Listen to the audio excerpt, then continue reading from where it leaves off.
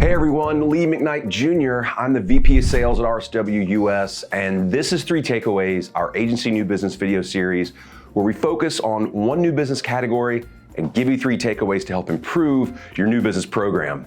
All right, we are releasing these videos now on a weekly basis, so please subscribe, if you want to stay on top of them. We really appreciate it. Okay, we're now many weeks into working from home, and another huge thank you to the agencies and PR firms that have given us advice and feedback and who are helping each other to keep it all going.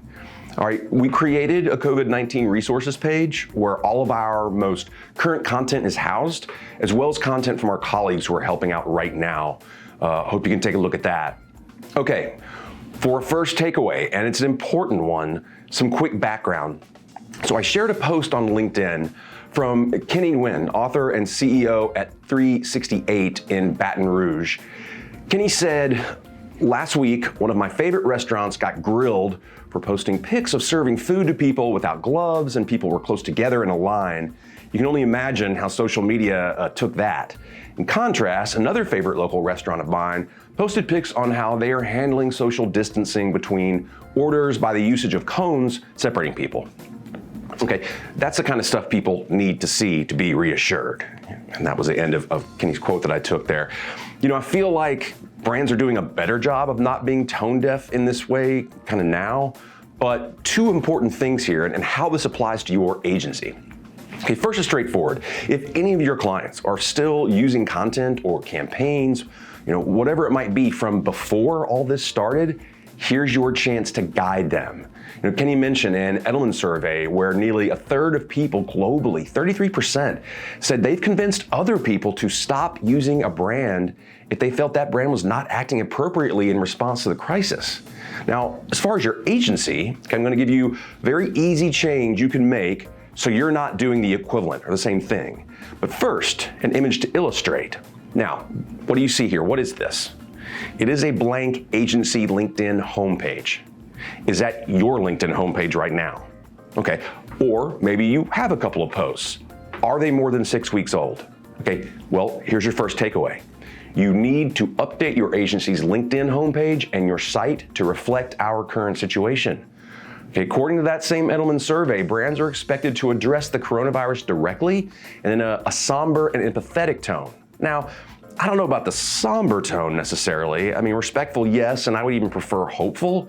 But the point remains for your agency. As you're trying to get new business, you should be driving prospects to your site. Okay, that and your agency LinkedIn profile are usually one of the first things prospects see.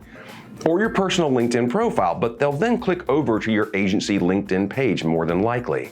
If they see nothing on LinkedIn, no updates at all, or old updates, or on your site, if it in no way acknowledges that you're still here, you're still helping clients, that's a real problem.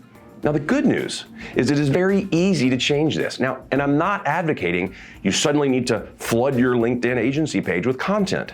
Even if it's a simple message, we're taking care of our B2B clients as an example. When we hope to post more updates, as soon as we can. Something that just acknowledges the situation and acknowledges that you're still here. That's all you need right now. And same for your site, okay? As an example, here's a screenshot of our site and how we altered it. We didn't change it a ton. We added 1 sentence, and it's this. You can see it here at the bottom. Despite COVID-19, we're still creating opportunities for our clients. Understanding new business activity shouldn't stop. You can contact us below if you need new business help. Okay, now we also created a new button to the resources page I mentioned earlier in the video. And if you're creating any kind of content right now, I absolutely encourage you to do the same or an equivalent version, But my ultimate point is you don't have to create a whole lot of content. It'd be great if you could, but just acknowledging where you are will show prospects you're here and you're striving to help clients. Okay, next 2 takeaways are shorter. Now the second flows from a few of our latest videos, and it's this.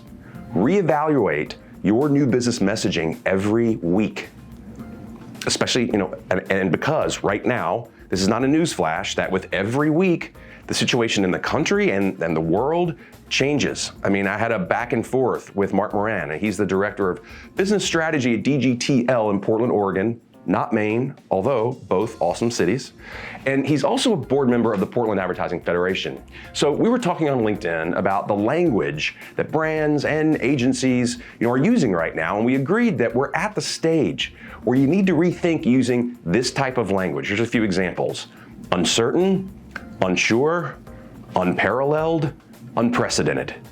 Okay, it's tough because I know 4 or 5 weeks ago, I was using that type of language in my prospecting. A lot of us were, and it's well-intentioned, right? But doing it now, all of 4 or 5 weeks later, everyone is using that language, number one. And number two, it's lazy. I mean, again, it's meant well, but every week changes in varying degrees, and messaging should reflect that. Okay, you can still put forth the same sentiment, but find new language to express it. Okay, and here's your third takeaway. Now is the time to be authentic.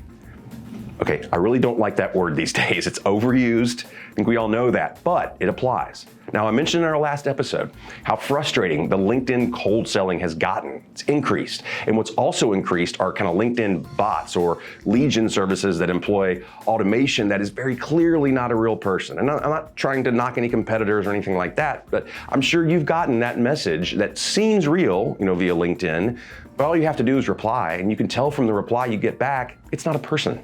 Okay, but it also applies to your emails as well. Now, I couldn't really fathom the email I got this week. The subject line was meeting follow-up. Okay, there was no meeting. I'd never talked to this person. Now, in normal times, I would have deleted it, typical crappy sales tactics. And don't ever do that, by the way, at any time. But I really was surprised to see it now, and maybe I shouldn't be. All right, that's it for today. And thanks as always for watching 3 Takeaways. Lots of new business content on our resources page at the URL below. We're here to help you drive new business if you need it. You can go to RSWUS.com if you're interested. And hey, stay hopeful, everyone.